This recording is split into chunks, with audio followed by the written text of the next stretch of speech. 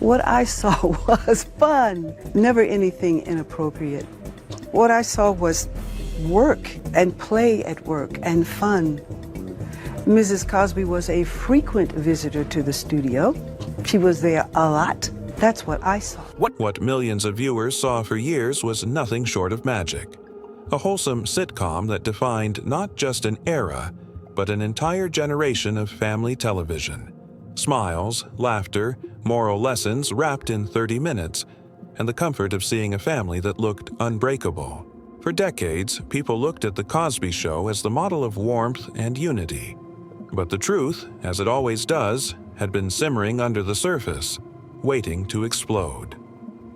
Felicia Rashad, the woman everyone thought was the calm, graceful heart of the set, stunned the world when she shattered that image in one single moment.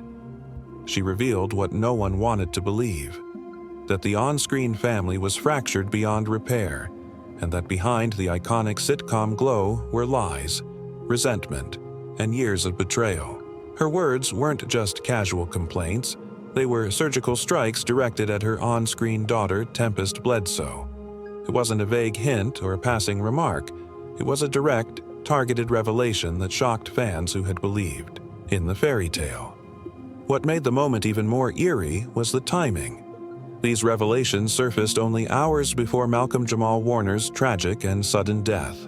The sequence of events was so unnerving that many immediately connected the dots, wondering if the confession and the tragedy were somehow woven into the same dark web. Insiders who were present at the final cast gathering describe it as an emotional earthquake, the kind of event that changes people forever.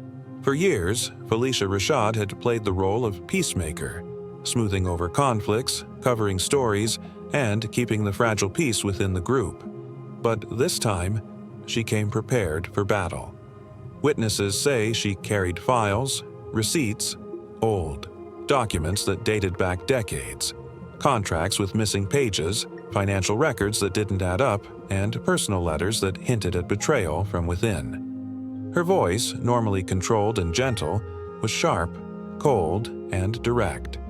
Tempest, blindsided at first, tried to laugh it off, but the laughter turned to venom as the accusations piled higher and higher. Words like sabotage, backstabbing, and lies filled the room, leaving others frozen. Malcolm, unable to sit in silence, finally erupted. His voice broke as he shouted, "We've been lying to ourselves for decades." That moment silenced everyone. It was no longer about petty arguments or unresolved issues. It was about survival, about a truth so dangerous that even Malcolm himself admitted he was terrified to carry it. His last recorded words to the group, witnesses say, were chilling. "This ain't a family, it's a cover-up." Just hours after the confrontation, the tragedy struck. Malcolm-Jamal Warner, once the bright, talented son of America's favorite TV dad, was gone. Authorities moved quickly, labeling it an accident. Found near a pool, the details were oddly vague. No clear explanation, no security footage. Just silence and statements that felt rehearsed. Fans weren't buying it. The internet erupted with theories connecting the timeline, Felicia's bombshell, the explosive argument, and Malcolm's cryptic words about a cover-up. Was it really an accident, or something darker? Adding fuel to the fire, a disturbing revelation surfaced. Malcolm had been receiving anonymous packages in the weeks before his death.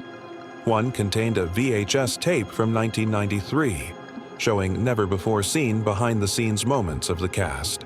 Insiders claimed the footage painted Tempest in a very different light, one that she desperately wanted to keep hidden. Malcolm reportedly called a close friend and left a voicemail saying, "If anything happens to me, I was silenced. Don't let this story die." That voicemail spread like wildfire online, becoming the centerpiece of countless theories. TikTok exploded, Reddit threads filled with timelines, and hashtags like Not Cosby Cover Up began trending worldwide. The story was no longer about nostalgia. It had turned into a true crime mystery playing out in real time. Funerals are supposed to be a time of closure, of healing, a family coming together. But Malcolm's funeral became something else entirely, a battleground. Instead of unity, the event was marked by icy glares and whispered accusations. Felicia sat in the front row, stony and silent, refusing to give even a glance toward Tempest. When Tempest, dressed head to toe in black and surrounded by private security, attempted to approach the podium, the room froze. Felicia stood, turned to her, and said words that witnesses say still echo in their minds. "You have no right to speak on his soul. Sit down." Gasps filled the church. Some whispered, some walked out. And as if things couldn't get more chilling, whispers spread that Malcolm had been working on a documentary, ironically titled Behind the Sitcom Smile. According to rumors, he had already collected interviews, old contracts, and unreleased footage that told the story of what really happened on set. But just days after his death, that hard drive and every piece of his work disappeared without a trace. Who took it? Who wanted it gone? And why? To this day, no one has stepped forward to claim they saw the project, leaving fans to wonder if it was erased from existence on purpose. The weeks after Malcolm's death only deepened the mystery. Social media accounts tied to key cast members were suddenly deleted. Long-forgotten contracts vanished from archives.